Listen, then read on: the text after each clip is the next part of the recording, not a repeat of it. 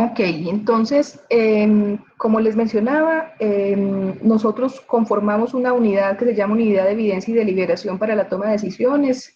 La conformamos el año pasado en la Facultad de Medicina, y lo que hace la unidad es usar evidencia para apoyar la toma de decisiones de tomadores de decisiones a nivel político, pero también de administradores a nivel organizacional y de profesionales de la salud y de pacientes.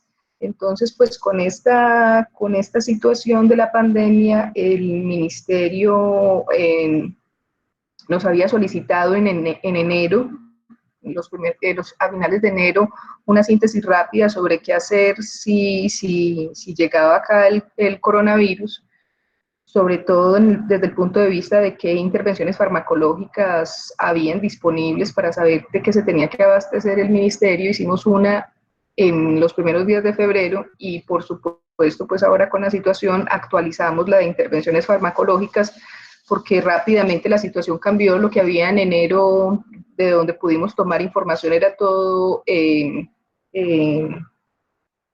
información que venía de MERS y de SARS, del SARS-1, entonces pues era toda evidencia indirecta. Y ahora pues ya sale más información sobre qué intervenciones farmacológicas podrían funcionar ya con la experiencia que ha tenido China y luego los demás países.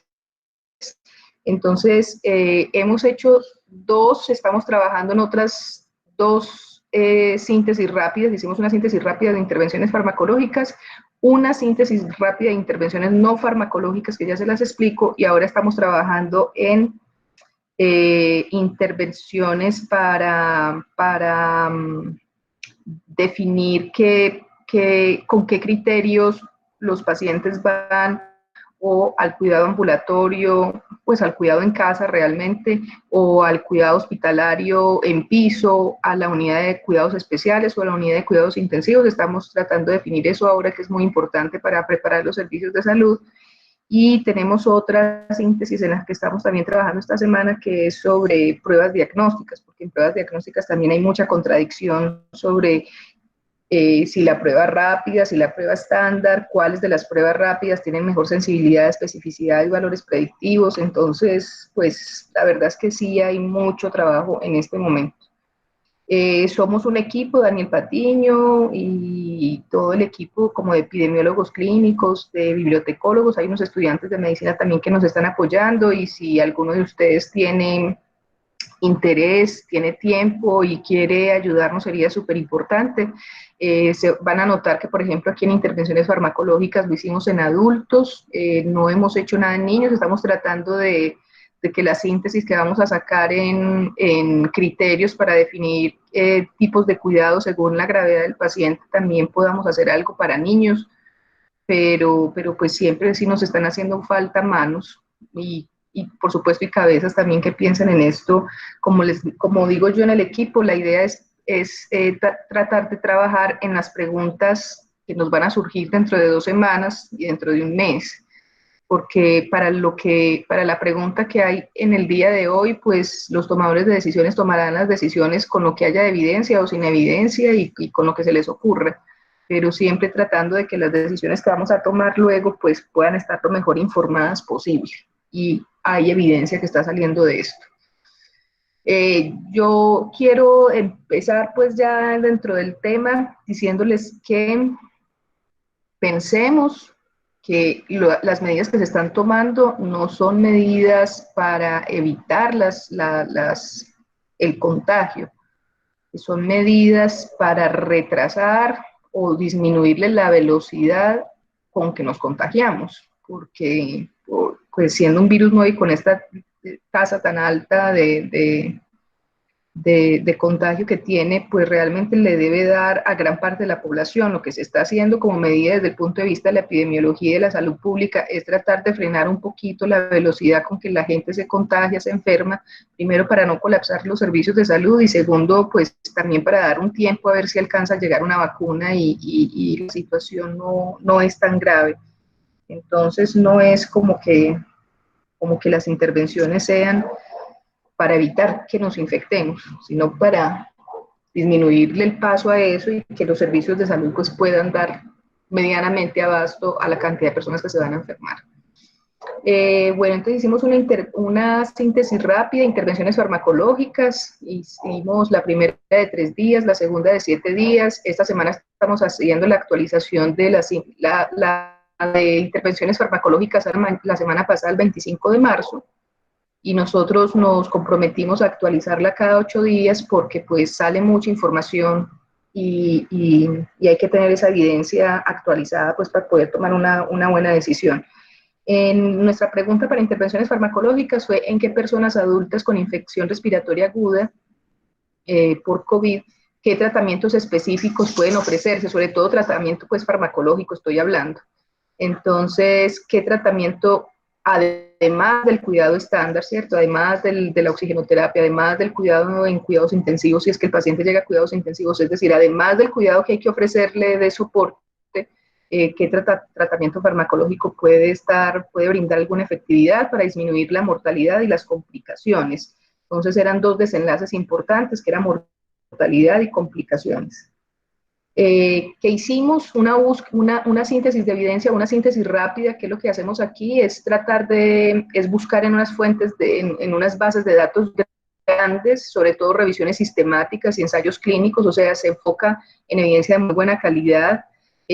Nosotros aquí usamos PubMed, Embase, Ovid también, y las páginas web de revistas y de la Cochrane Library que están actualizándose rápidamente y que tienen unos preprint, o sea, unos artículos que están por salir, que son sobre el tema. El lío de los preprint es que no se están haciendo muchos de ellos no tienen peer review, pues no se está haciendo revisión por pares por la urgencia de la situación.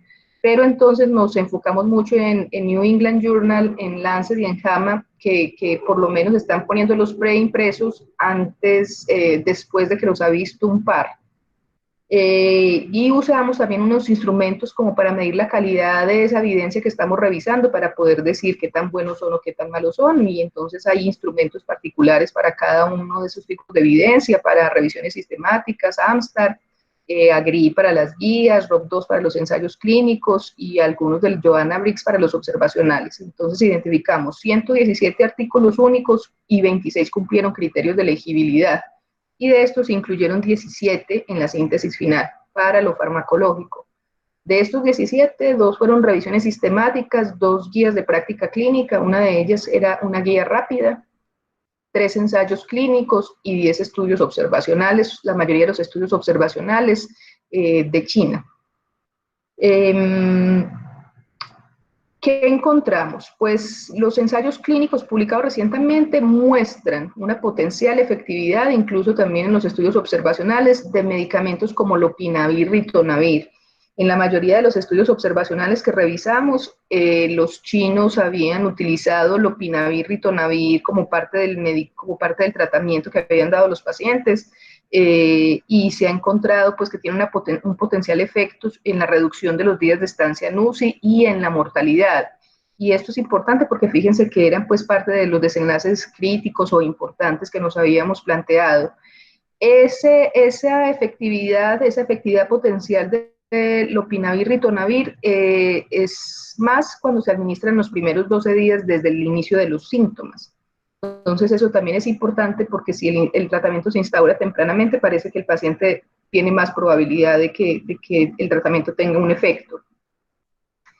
Luego llegó todo el debate de los antimaláricos, cloroquina e hidroxicloroquina. Realmente solo hay un ensayo clínico de muy baja calidad, es un ensayo de pocos pacientes que no fueron asignados aleatoriamente, con pérdidas del seguimiento, con pacientes que cambiaron de grupo, es decir, tiene varias dificultades. En este ensayo clínico parece que se favorece el aclaramiento viral con la cloroquina y la hidroxicloroquina, pero fíjense que el desenlace es un desenlace subrogado porque es aclaramiento viral. Aquí realmente el desenlace no era mortalidad, ni eran complicaciones, ni era estancia, no, sino que era aclaramiento viral.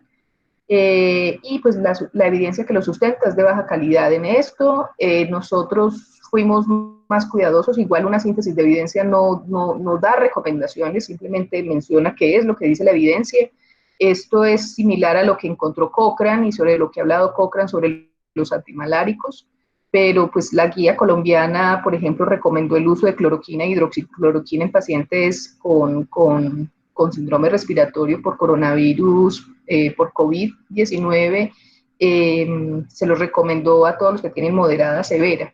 Nosotros todavía somos muy escépticos en eso, estamos haciendo la actualización esta semana viendo, hay unos ensayos clínicos registrados, hay uno que está completo pero todavía no ha reportado los resultados sobre cloroquina e hidroxicloroquina. Entonces, pues esa es la importancia de estar actualizando este tipo de síntesis, porque inmediatamente salga la evidencia, pues podemos tener mejor información sobre si funciona o no funciona. Lo único que pusimos en la síntesis es que hay que tener dos precauciones con los antimaláricos y pues el primero es la necesidad de hacer el monitoreo electrocardiográfico pues para descartar la prolongación del intervalo QT, que eso lo sabemos nosotros. Además hay que controlar otras situaciones para que no se vaya a favorecer la aparición de efectos adversos. Los farmacólogos y toxicólogos y químicos farmacéuticos han mencionado mucho que tenemos que ser cuidadosos con el uso de estas mezclas de medicamentos que se están usando para coronavirus, porque entre ellos pueden haber pues, reacciones y efectos terapéuticos tóxicos.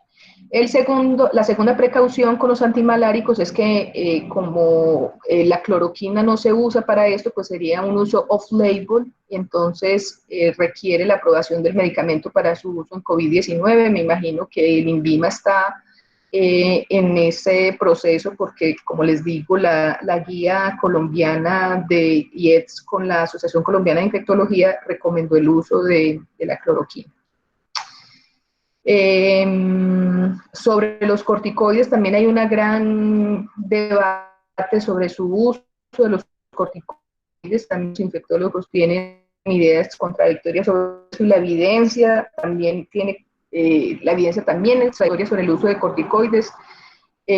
Lo que sí encontramos es que se ha sugerido en pacientes con infección por COVID-19 con falla ventilatoria, que están en ventilación mecánica asociado a síndrome de dificultad respiratoria del adulto. En ellos se ha recomendado corticoides. En los estudios observacionales que fueron fundamentalmente chinos, en todos los estudios los pacientes habían sido tratados con corticoides, con litonavir, ritonavir, muchos de ellos, algunos con interferón, pero todos con corticoides. Y el interferón, pues, fue el tratamiento coadyuvante que más se reportó, asociado a otros medicamentos, a otros tipos de medicamentos, y por eso es que es difícil valorar qué tanto es efectivo el per se, porque iba sobre todo interferón alfa, 2A, 1A, 2B, fueron los que más se encontraron, pero es difícil saber cuál es la efectividad intrínseca de él. No es recomendado su uso por la guía de Sobreviviendo a la Sepsis, que es una guía que salió específica para COVID, ellos no lo recomiendan, pero sí la guía rápida que hizo la Universidad de Wuhan para tratar el COVID-19 sí hace una recomendación débil a favor del uso del interferón. Entonces, digamos que ahí sintetizamos como los medicamentos, las intervenciones que más suenan para COVID. Las otras intervenciones, por ejemplo, esa que salió de la cloroquina más la acitromicina, realmente no es que se hubiera planeado el uso de acitromicina en ese ensayo clínico, sino que hubo unos pacientes que requerían acitromicina porque se sospechaba que tenían una coinfección bacteriana. Entonces se les agregó acitromicina y luego resultó que cuando hicieron el análisis por subgrupos, pues vieron que el grupo que había tenido, el subgrupo de cloroquina más acitromicina había respondido mejor, pero realmente no era que estuviera planeado así desde el comienzo. Sobre los antibióticos y los antifúngicos, lo que vimos en toda la evidencia es que la evidencia solo muestra que se deberían instaurar en pacientes que tienen sobreinfección documentada. Entonces, los que tienen indicación para ponerle el antibiótico o el antifúngico, pero no de rutina en todos los pacientes COVID. Y la oxigenoterapia, eso también la vamos a actualizar en la síntesis de esta semana, en la actualización, para mirar bien, para hacer una buena presentación de qué oxigenoterapia, en qué momento del desarrollo de la enfermedad de los pacientes aquí encontramos pues que tenía una recomendación fuerte a favor en la guía de la Universidad de Wuhan y en la guía de Sobreviviendo a la Sepsis, los dos recomiendan la oxigenoterapia apropiada, y también recomienda que la reanimación con líquidos endovenosos pues sea restrictiva, sea conservadora. Esas fueron las intervenciones que evaluamos y la evidencia que encontramos sobre lo farmacológico. Casi que simultáneamente hicimos la síntesis rápida de intervenciones no farmacológicas o como intervenciones políticas o de salud pública. Finalmente nos decantamos por el nombre de intervenciones no farmacológicas porque así aparecen en la literatura. Y nuestras preguntas fueron: ¿qué intervenciones han adoptado diferentes países para la contención, la mitigación o la supresión de la pandemia? ¿En qué momento, después de identificar el primer caso, han implementado las intervenciones? ¿Y cuál es el impacto de las intervenciones? Entonces, para el primero elegimos 20 jurisdicciones, 19 países y la ciudad de Wuhan por separado, para mirar en qué momento cada uno de estos países implementó una de estas medidas como políticas. Los países que elegimos son algunos latinoamericanos porque era importante compararnos con nuestros vecinos latinoamericanos, y otros casos particulares que los elegimos o bien porque consideramos que habían hecho bien o que habían tomado a tiempo las medidas, o porque consideramos que se habían demorado un poco, o por lo sui generis de la forma de abordar la enfermedad. Por ejemplo, Corea del Sur y Alemania tienen un énfasis muy importante en pruebas diagnósticas, en hacer el diagnóstico temprano, en hacer el seguimiento de los contactos y en buscar casos sospechosos. Mientras que otros países pues han tenido estrategias diferentes de implementar la cuarentena, en fin, y otros llegaron un poco más tarde a esas decisiones, como Estados Unidos o España o Italia. Entonces realmente queríamos comparar cómo han sido las decisiones en cada uno de ellos y eso cómo se comporta según el número de casos que están presentando. Hicimos una búsqueda de documentos oficiales, de reportes de organismos internacionales, de medios de comunicación y de diferentes bases de datos académicas. Los documentos oficiales y los reportes de organismos internacionales y medios de comunicación nos sirvieron para encontrar el dato de en qué momento el país había tomado la decisión, una decisión de estas no farmacológicas, o la cuarentena, o el cierre de escuelas y colegios, el aislamiento de casos, el cierre de aeropuertos, o la cuarentena de personas que viajaban de ciertas ciudades, o la restricción al ingreso de pasajeros o de personas que venían de ciertas ciudades que tenían muchos casos.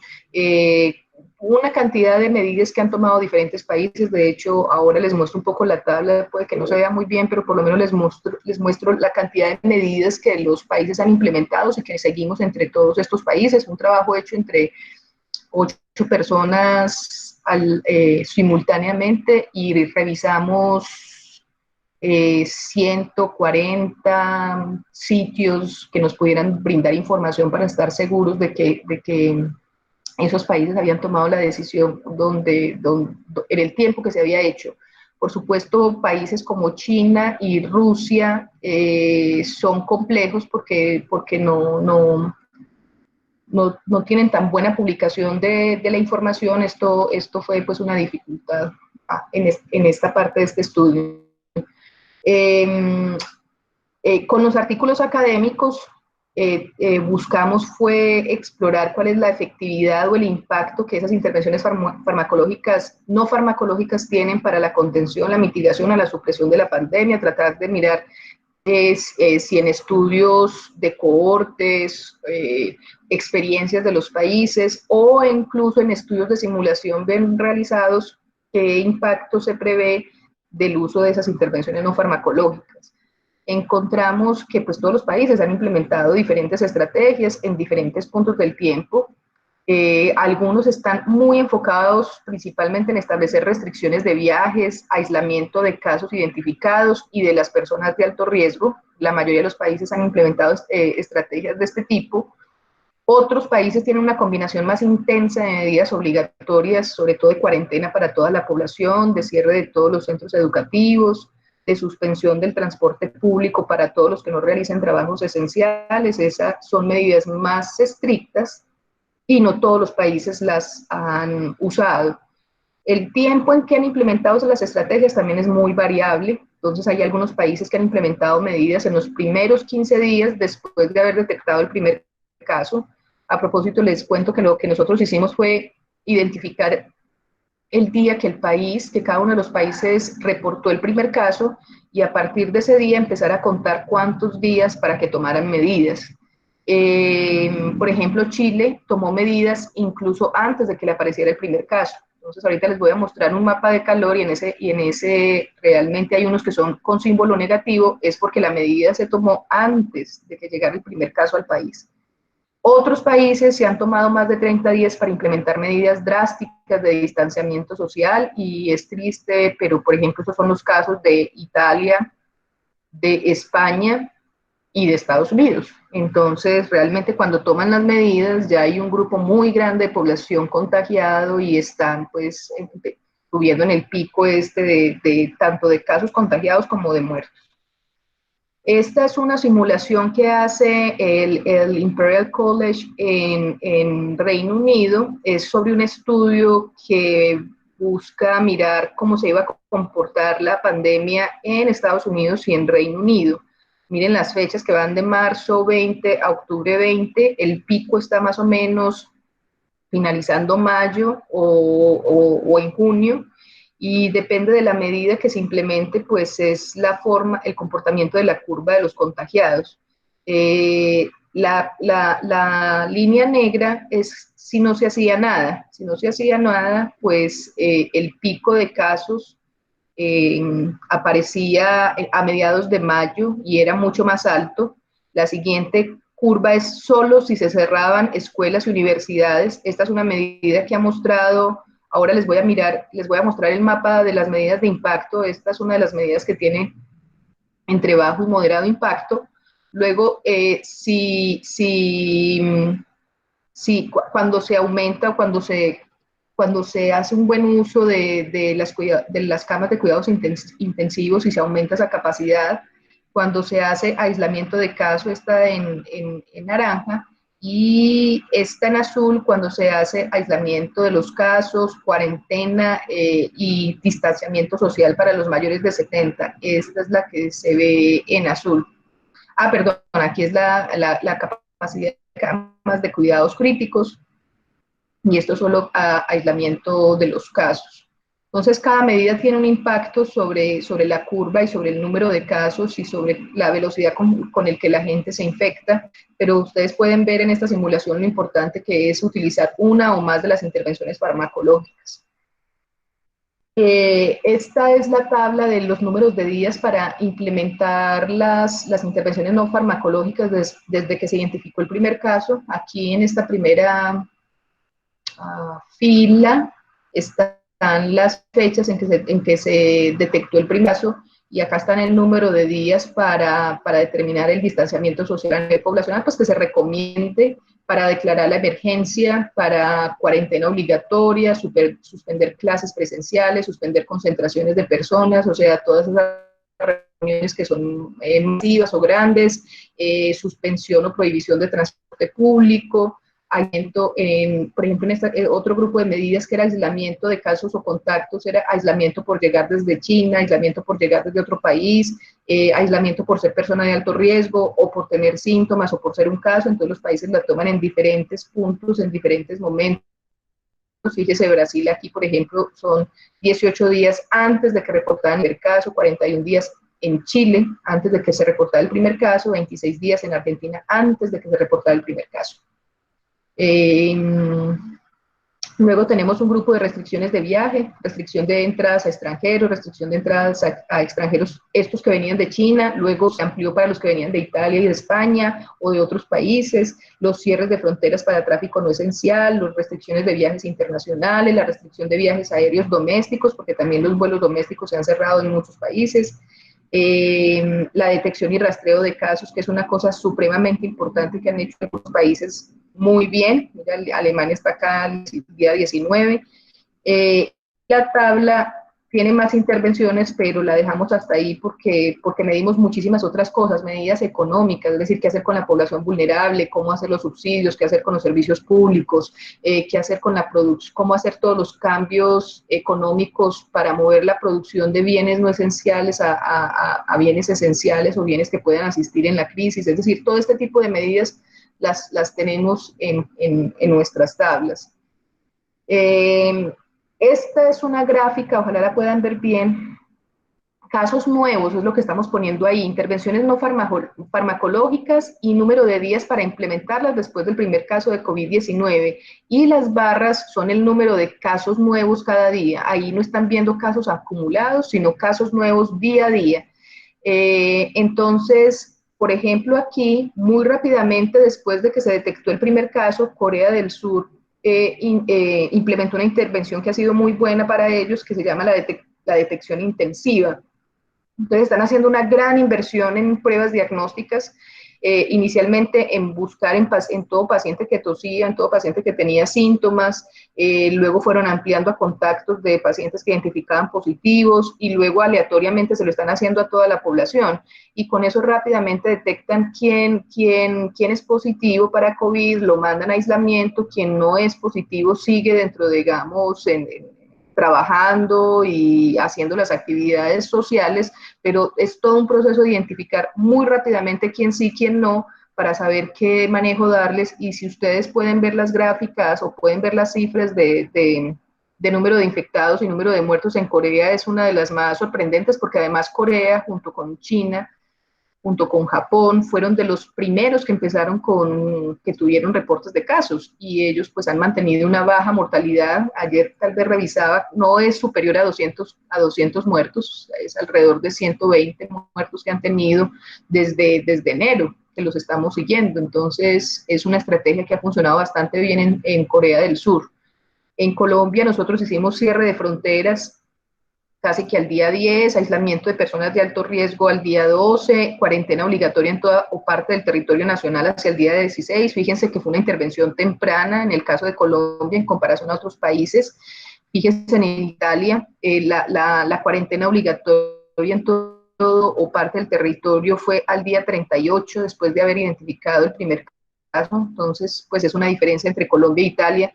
Ahora, no es que esto sea genialidad del tomador de decisión. Esto es un proceso de policy, de aprendizaje político, ¿sí? Aprendemos de lo que otros países hacen, entonces no podemos estar cometiendo las mismas tonterías que hicieron otros países cuando ya tenemos experiencia de cómo les ha funcionado. Entonces esto es muy importante, todo el aprendizaje político para poder hacer las cosas más oportunamente. Estados Unidos, a pesar del aprendizaje político, todavía se demoró para tomar medidas como aislamiento de personas de alto riesgo. Fíjense que lo hizo en el día 46, cierre de fronteras al día 57, cuarentena obligatoria o por lo menos muy invitados a que se queden en las casas en el día 59, muy tarde para el proceso, para el momento se reportó el primer caso. Fíjense que ellos son los que tienen ahora el mayor número de casos nuevos reportados día a día. Y Corea del Sur, que además implementó estas estrategias, también implementó la cuarentena obligatoria en todo el territorio o parte de su territorio para el día 62, pero ya tenía unas estrategias de detección importantes. Entonces todos se han ido moviendo, los países se han ido moviendo todos a cuarentenas. Obligatorias o no obligatorias, pues, o sea, de invitar a la gente que se quede en las casas, pero todos se han movido un poco hacia la cuarentena porque eso disminuye drásticamente la velocidad con la que aparecen los casos. Pero, como les digo, esta de la detección intensiva o de buscar casos sospechosos, contactos e incluso gente al azar que puede ser portadora es súper importante para poder hacer un manejo diferencial y realmente controlar la infección. Toda esta parte de esta gráfica hacia el lado izquierdo no se ve en los países porque aquí teníamos muy poquitos casos. Fíjense que aquí en el eje de las Y son 20.000 casos arriba, en casos nuevos. Entonces, por supuesto, Colombia o Chile o México no estamos todavía a esta velocidad o a este reporte de casos. Entonces, lo que hicimos fue hacerle un zoom a esa primera parte de la gráfica y aquí nos encontramos, por ejemplo, con restricciones de entrada a viajeros. Colombia, cuando lo hizo Colombia, en el día 9, Argentina en el 12, Chile en el 14, la cuarentena obligatoria en Colombia y en Argentina estuvo por acá el día 16 después del primer caso, y para Chile en el 18, y restricción de entrada a extranjeros en Brasil apenas para el día 22. Las barritas verdes zonas de Brasil, que es en Latinoamérica quien más reporta casos. Chile, que ha tenido aparentemente un muy buen manejo de la pandemia, también ha logrado como controlar el número de casos y la mortalidad. Este es el mapa de calor que les mencioné, la gráfica de calor, donde muestra como quiénes se han demorado en tomar medidas, los que están más en rojo, a 60 días, 40 días, y quienes los han tomado incluso antes de que apareciera el primer caso, que son los que son como más azulitos, purpuritas si quisieran, que son, por ejemplo, Chile para esta medida de rastreo de contactos o de búsqueda intensiva de casos, que lo hizo Argentina muy tempranamente. Eso está en la síntesis rápida que publicamos, que está en la página de la Facultad de Medicina, y igual si quieren volvemos a enviárselos. Sobre la efectividad, pues lo que encontramos es que las medidas aisladas, las intervenciones no farmacológicas aisladas, su efectividad puede ser limitada. En cambio, cuando se toman medidas en conjunto, combinadas, parecen ser que tienen más efectividad y generan un impacto mayor en la reducción de la transmisibilidad de la enfermedad, en el colapso de los servicios de la atención en salud y en la mortalidad. Además, nosotros tenemos una dificultad ahora, y es que la mortalidad que se registra, que se reporta, es la mortalidad de pacientes con coronavirus, o sea, realmente letalidad, ¿cierto? De los que se enferman de coronavirus, cuántos se mueren por el coronavirus. Pero hay un tema que no se está explorando muy bien en este momento, además porque las manos no nos dan, las cabezas no nos dan, y es que la mortalidad general de la población está incrementándose en estos países que reportan muchísimos casos, porque las unidades de cuidados intensivos están dedicadas a muchas de ellas a la atención de los pacientes.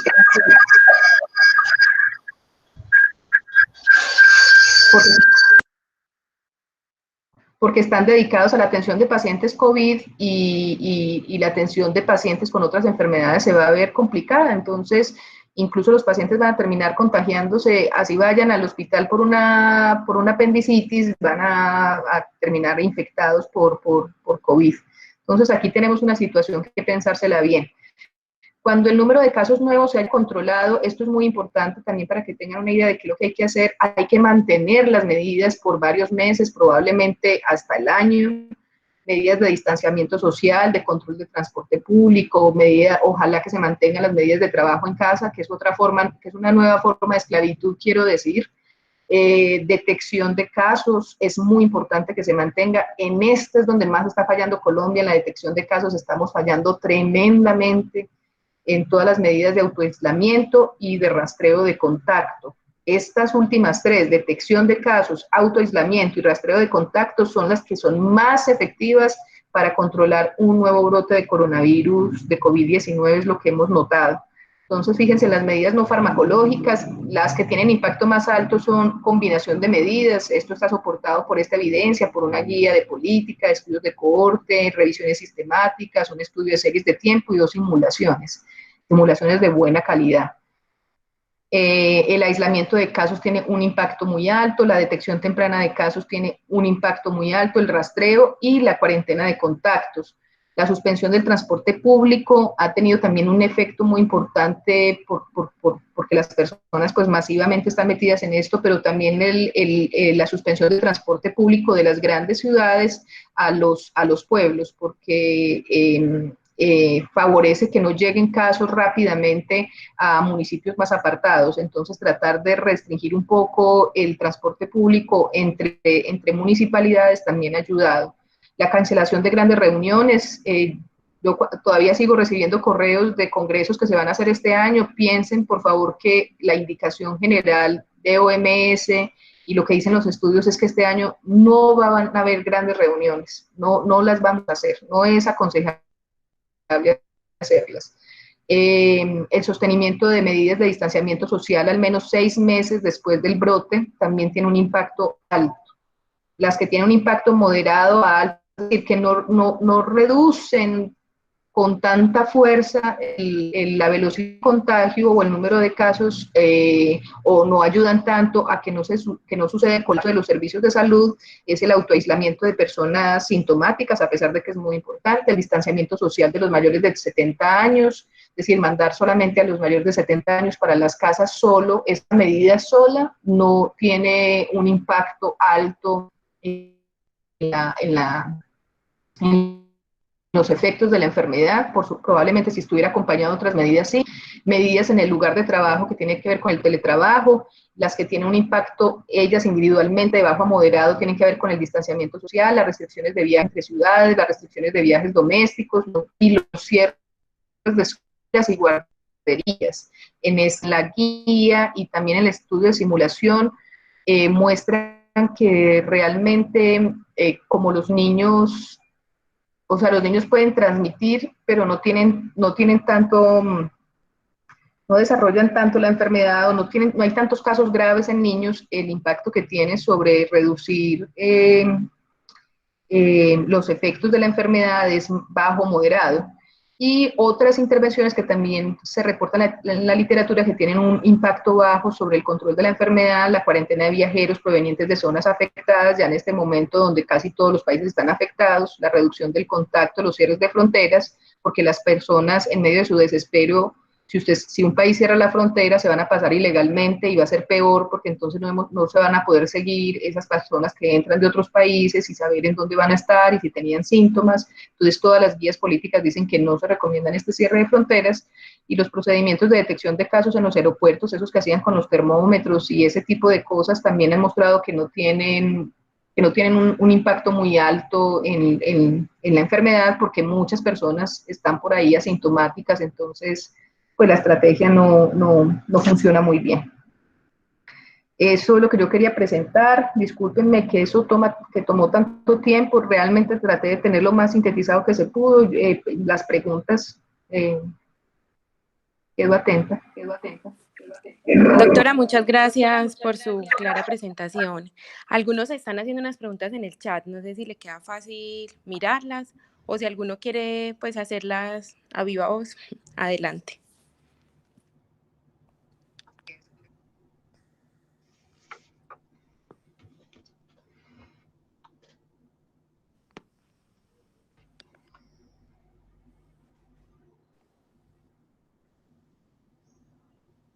Aquí Listo. estoy viendo la primera, la de, me volví a bajar, perdón. La de Pablo Madrid, que el 18 de marzo New England publicó un artículo donde decía que no hay efecto significativo entre el uso de lopinavir, ritonavir y el uso de tratamiento clínico estándar. Sí, en eso, de toda la evidencia que nosotros revisamos, todo es muy contradictorio, todo es muy reciente, mucho estudio es hecho como sobre la marcha de la atención de los pacientes, entonces no es claro, pero en la mayoría de los estudios que nosotros incluimos muestran un efecto del lopinavir, ritonavir. Lo que pasa es que es difícil aislar qué es del lopinavir, ritonavir, qué es del interferón, qué es del corticoide, porque lo que están haciendo los médicos en los hospitales es responder como al desespero y poner cualquier cantidad de cosas, entonces es muy difícil realmente identificar qué es el efecto individual de las intervenciones, pero el lopinavir, ritonavir es el que más referencian en los estudios. ¿Qué evidencia tiene el uso de nebulizaciones? Algunos los han utilizado, pero también como con interferón, entonces pues el per se de cualquier tipo de nebulización no tengo evidencia, habría que mirarlo. Lo de plasmaféresis, eso se probó para MERS y SARS, o sea, para las epidemias anteriores. Esa plasmaféresis había mostrado poca efectividad, pero era porque habían muy poquitos estudios con muy pocos pacientes. Pero en este otro bloque de COVID no hemos encontrado muchos artículos donde esta sea una intervención que se esté probando, digamos, de manera consistente. El uso de anticuerpos monoclonales está en una categoría que nosotros dijimos como otras intervenciones que se han probado, pero estas sí que tienen menos evidencia que las demás. Igual esta semana que hacemos la actualización, estamos mirando todo esto que Richard nos está preguntando para ver si alguna de estas intervenciones muestra más efectividad, si ya están saliendo los ensayos clínicos que están registrados, pues tratar de mirar qué es lo que sale de la evidencia. ¿Qué tipos de pruebas están realizando en Corea del Sur para toda la población? Ellos empezaron con la estándar y ahorita están usando la rápida. Están usando una rápida que creo que pertenece a Abbott. El equipo que está haciendo la síntesis rápida en UNED está mirando cuáles de esas pruebas rápidas, porque hay varias, hay diferentes pruebas por ahí disponibles en el mercado, cuál de esas son las mejores, y ayer estaban mencionando que le ofrecieron al Ministerio de Salud esta prueba, que es la que hace Corea del Sur. Entonces, sí, es una prueba rápida. Lo que están haciendo masivamente es una prueba rápida. Carolina Jaramillo, el reporte de casos en Colombia es confiable, se están haciendo las pruebas suficientes y necesarias para tener un dato cercano a la realidad. Carolina, es vergonzosamente, el subregistro en Colombia es terrible, terrible, terrible. O sea, nosotros los datos que tenemos ahora son los datos de hace 2 semanas. Los pacientes que se están registrando al día, que tienen positividad para coronavirus, fueron los pacientes que eran positivos hace 2 semanas, porque las pruebas, todo el acceso a las pruebas ha sido complejo, el reporte de las pruebas ha sido complejo, pacientes o personas que deberían haber sido testeados no se hicieron, no se hizo esa tamización, o sea que es subregistro, es un altísimo subregistro. Imagínense que los muertos que han habido eran personas que ni siquiera tenían el diagnóstico ni eran sospechosos de COVID. Entonces, eso muestra, es una muestrica de lo complejo que es la situación en Colombia, en su registro. Pablo, ¿hay alguna razón porque acá estemos utilizando principalmente el lavado traqueal para obtención de muestras para RT-PCR? ¿Ha mostrado ser mejor que el hisopado nasofaríngeo?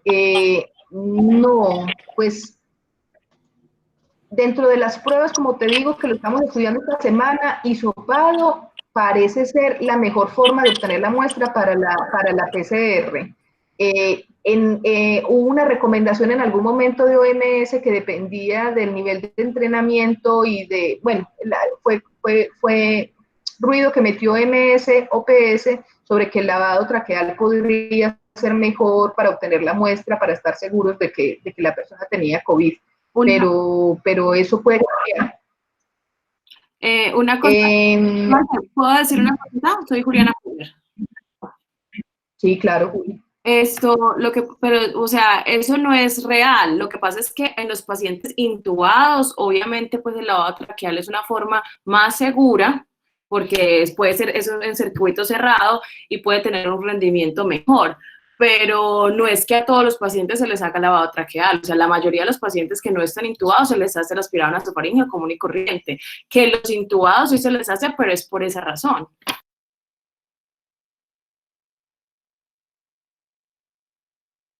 Ay, Juli, muchas gracias por la aclaración. Puede ser por eso que el OMS decía que eran eso. Sí, claro, para prevenir ahí y sobre todo para cuidar a los trabajadores de la salud.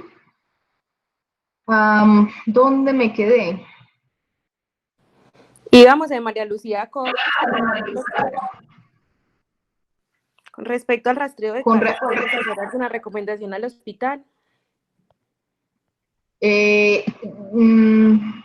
Sí, hay que rastrear los casos. Yo tengo una preocupación muy grande. Ayer estoy tratando que alguien me ponga cuidado, hombre, en la facultad.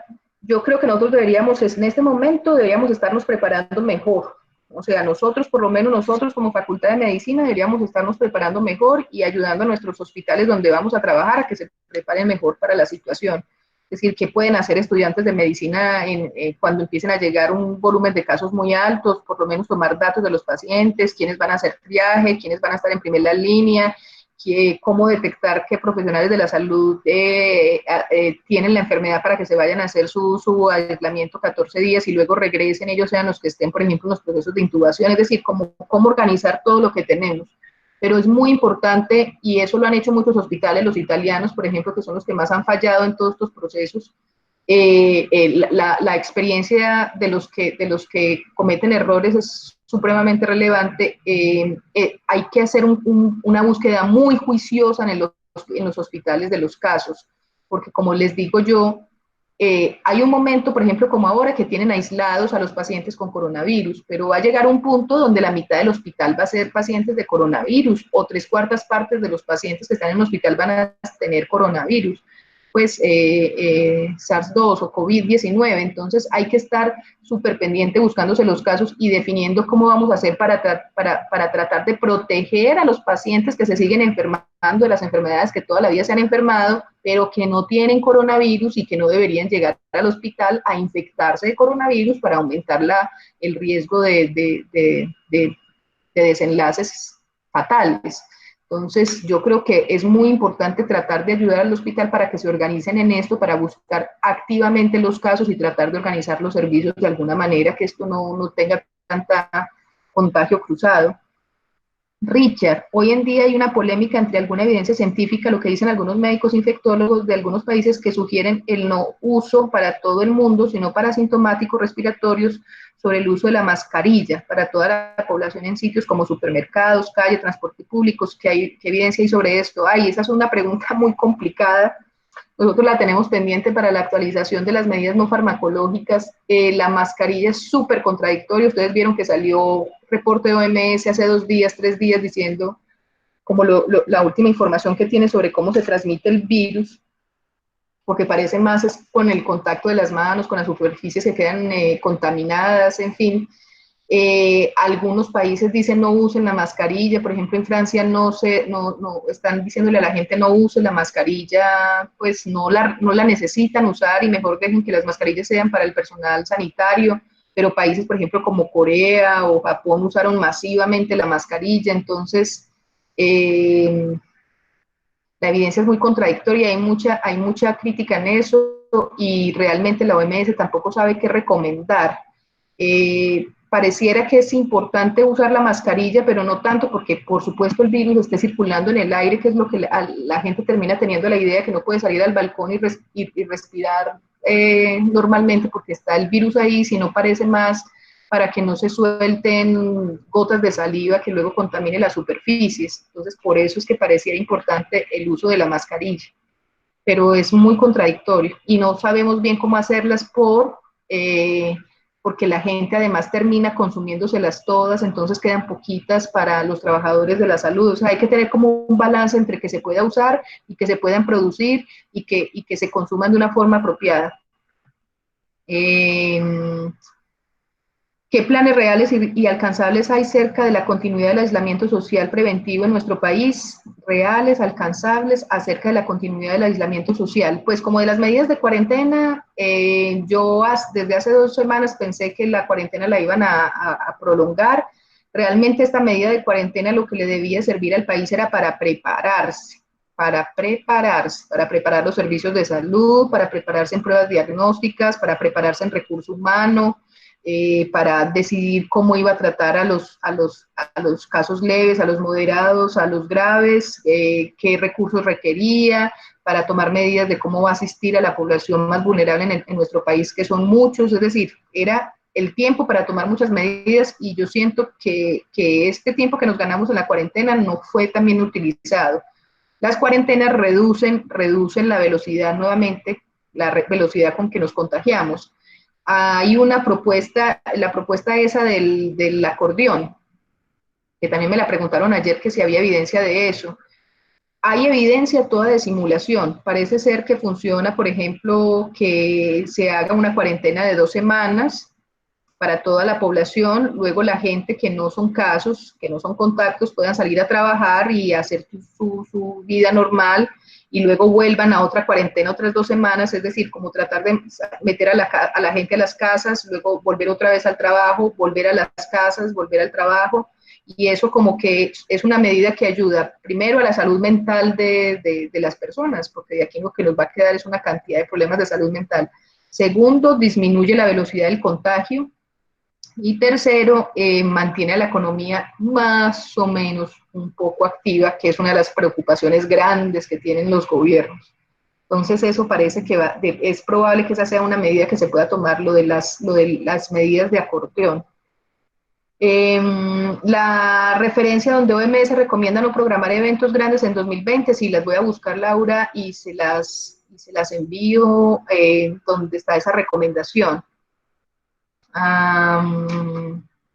El plasma de convaleciente, sí, ya lo había mencionado, ese se mencionó mucho en las epidemias de SARS y de MERS, ahí fue donde hicieron estudios de plasma de convaleciente, pero ya para este de COVID-19 no los he visto, entonces realmente no sé qué evidencia hay, pero vale como recomendación para buscar más activamente qué están haciendo con el plasma de convaleciente. En las de SARS y en las de MERS no habían mostrado que tuviera utilidad superior al tratamiento pues estándar o al manejo de soporte. Richard, hay muchos congresos en el país que están programando el resto del año. Sería bueno compartir con los colegas para evitar cometer imprudencias. Sí. Les voy a buscar la recomendación de OMS. ¿Cuándo se espera la administración de la vacuna? ¿Cuándo se espera que la vacuna esté lista? Se prevé que puedan ser unos 18 meses, de 12 a 18 meses. Pues ojalá que lleguemos a ese tiempo. Leí un artículo, Giuseppe, hola Giuseppe, leí un artículo italiano de dos profesores de la Universidad de Gli Studi di Torino sobre el papel preventivo de la vitamina D, dado que se ha encontrado en pacientes ancianos y críticamente enfermos una hipovitaminosis D y su papel en la prevención de procesos respiratorios virales. ¿Cuál es la opinión? Sí, vitamina D la buscamos activamente por el tratamiento con vitamina D, y realmente no encontramos que tuviera efectividad para coronavirus, pero lo que sí mencionan es que si se detecta que los pacientes tienen hipovitaminosis o avitaminosis, sí hay que ponérselas, o sea, solamente para los que tienen la indicación, pero no hemos encontrado más.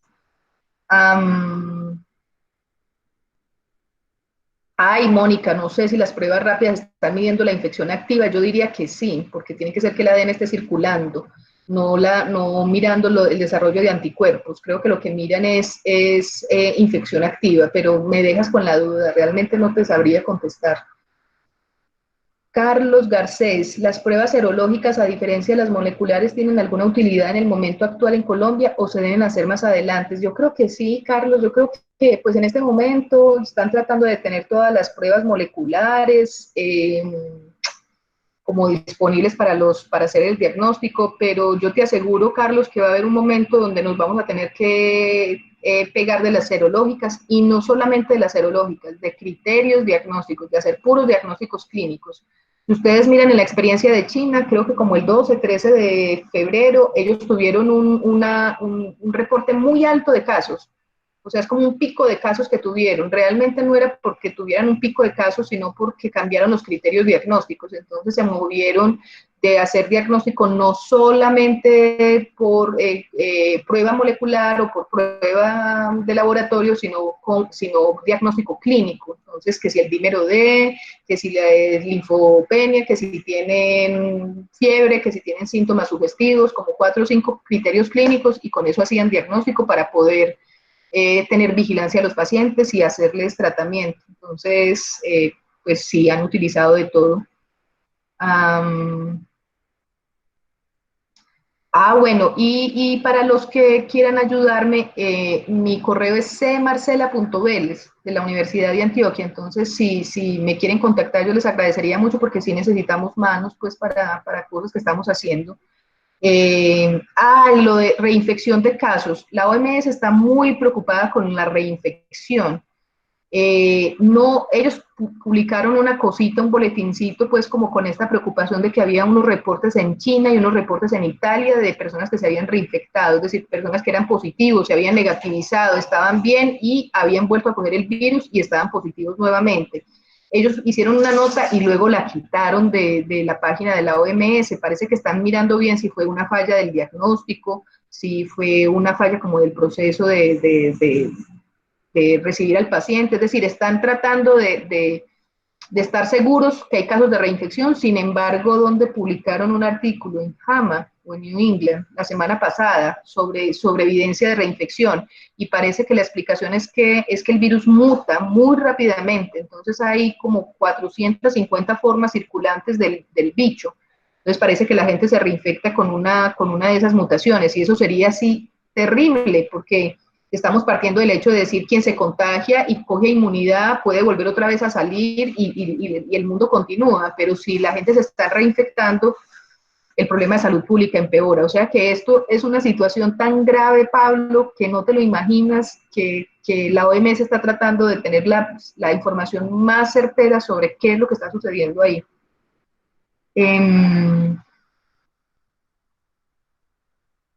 Sí, sí, sí, Estefanía, sobre las pruebas rápidas, la verdad es que trato de entender qué es lo que está sucediendo ahora porque hay mucha cosa. Es probable que sí, que midan IgM, IgG. Pues yo estoy tratando de ver qué es lo que está sucediendo con las pruebas rápidas porque surgen muchas, unas como de mejor calidad, unas que tienen un proceso, otras que tienen otro. Entonces yo realmente no sé cómo, no sé de qué pruebas rápidas, incluso hablo cuando hablo de pruebas rápidas, de todas las que están disponibles. Sí, luego van a haber pruebas, gracias doctora Claudia Patricia, pruebas que se usen en momentos más particulares, porque sí se demora mucho la PCR.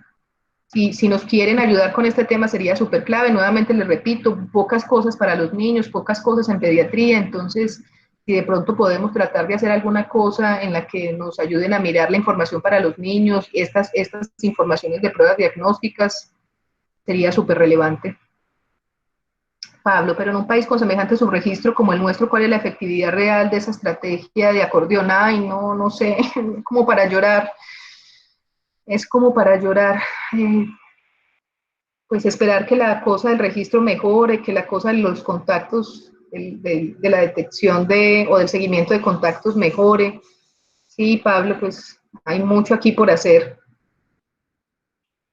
Eso es como entre el balance que será mejor mantener el aislamiento y la cuarentena permanente o mirar las medidas de acordeón, teniendo en cuenta esto que tú dices que estamos fallando mucho en la detección. Bueno, yo traté como de contestar todas las preguntas. Igual, pues hay todavía mucha tela que cortar. Recuerden que estamos trabajando esta semana en la de pruebas diagnósticas, entonces muchas preguntas no se las puedo contestar ahora porque estamos trabajando en ella.